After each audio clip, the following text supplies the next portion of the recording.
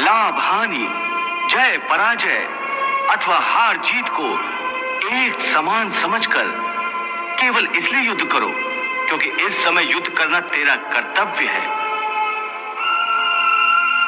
और यदि इस मानसिक वृत्ति से इसे अपना धर्म समझकर युद्ध करोगे तो तुम्हें उसका पाप नहीं लगेगा। ये क्या कह रहे हो केशव कि युद्ध करके पाप नहीं लगेगा? युद्ध में तो इतनी हिंसा होगी, लाखों प्राणियों की हत्या होगी, फिर मनुष्य उसके पाप से कैसे बचेगा? यदि कोई भी कार्य निष्काम कर्म योग की रीत से किया जाए तो ना उसका पाप लगता है और ना उसका पुण्य मिलता है। निष्काम कर्मयोग? हाँ, निष्काम कर्मयोग। ये कौन सा योग है माधव जो मनुष्य को पाप और पुण्य दोनों से मुक्त कर देता है? ये एक गूढ़ विद्या है पार्थ। जो इसके रहस्य को समझ लेता है वो इस संसार में रहते हुए भी, संसार के सारे कर्म करता हुआ भी कर्म फल के बंधन से मुक्त रहता है। ये बड़ी अनोखी बात कर रहे हो केशव। मेरी बुद्धि अभी तक इसको ग्रहण नहीं कर रही। क्योंकि तुम्हारी बुद्धि पर अभी तक आसक्ति का पर्दा पड़ा हुआ है और जो निष्काम कर्मयोग मैं बता रहा हूं उसकी बुनियाद ही निरासक्ति के आधार पर रखी गई है।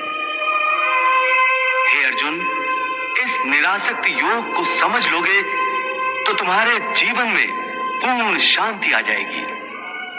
हे माधव, इस योग की साधना कैसे करते हैं? इस योग के नियम क्या हैं? उसकी साधना के लिए कोई हजारों वर्षों की तपस्या की आवश्यकता नहीं। इसकी साधना तो एक ही क्षण में हो जाती है। एक ही क्षण में? हाँ, एक ही क्षण में। जिस क्षण में प्राणी अपने मन का रवैया बदल लेता है वही क्षण। परंतु हे केशव, कोई भी मनुष्य एक ही क्षण में आसक्ति को कैसे छोड़ सकता है? जब वो कर्म करता है तो उसके फल की आसक्ति तो उसे कर्म का हिस्सा होती है, जिसके अंतर्गत फल पाने की इच्छा से ही कर्म करता है। हे अर्जुन, बस यही से निष्काम कर्म योग की साधना शुरू होती है। अर्थात तुमने कहा कि प्राणी फल पाने की इच्छा से ही कर्म करता है, परंतु निष्काम कर्मयोग यह सिखाता है कि फल पाने की इच्छा से नहीं, बल्कि अपना कर्तव्य पूरा करने के लिए, अपने धर्म का पालन करने के लिए कर्म करो। फल पर भरोसा रखकर कर्म मत करो, क्योंकि फल पाना तुम्हारे